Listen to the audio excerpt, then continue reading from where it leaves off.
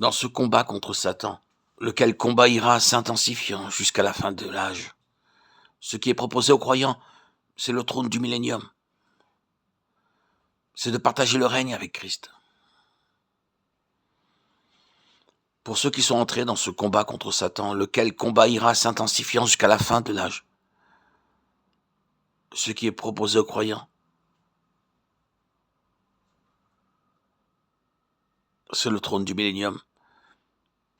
C'est de partager le règne avec Christ. Pour ceux qui sont entrés dans ce combat contre Satan et le monde, il importe de maintenir les victoires acquises, afin de ne pas perdre la couronne. Car il est évident que les attaques du diable vont se multipliant sur ceux qui doivent juger les légions mauvaises, lorsqu'ils régneront avec Jésus. Le prix du trône, partager le trône de Christ, régner avec lui. Ce sont là des récompenses individuelles, destinées au seul vainqueur, Apocalypse 3, 21. Christ a obtenu la vie éternelle, don gratuit pour tous ceux qui croient en lui. Mais lorsqu'il s'agit de partager son trône et de gouverner les royaumes de ce monde repris à Satan, il a besoin de ceux qui ont suivi le même chemin que lui. Il fut rendu parfait par la souffrance. Comme moi-même j'ai vaincu, dit le Seigneur. Si nous lisons attentivement les textes, nous voyons que sa victoire fut sur le monde et sur Satan. Il ne peut être question pour le Seigneur de victoire sur le péché. Pour partager le trône de Christ, il n'est pas non plus question de victoire sur le péché. Celle-ci est considérée comme l'apanage des enfants de Dieu, la vie normale, non pas comme le but à atteindre.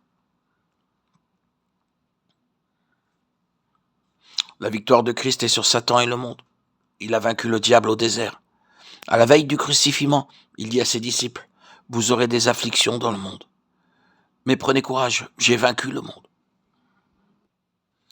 Prenons garde de bien comprendre et revenons à Romains 6, véritable base de la vie chrétienne. Nous qui sommes morts au péché, comment vivrons-nous encore dans le péché? Romains 6, 2. Le croyant n'est pas exhorté à faire mourir le péché, mais à se reconnaître sur le terrain de la mort de Christ, comme mort au péché. Sur ce terrain de mort, il est exhorté à ne pas laisser le péché régner sur lui. Il doit maintenir une attitude de mort. Galates 5, 21, Éphésiens 4, 22 et Colossiens 2, 5 que je vous invite à lire.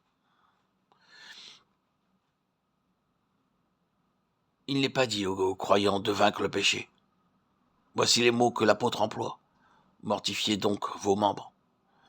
Ceux qui sont du Christ ont crucifié la chair, ayant dépouillé le vieil homme. Reconnaissez-vous comme mort au péché, que le péché ne règne pas. La position concernant le péché, c'est celle de la séparation par la mort.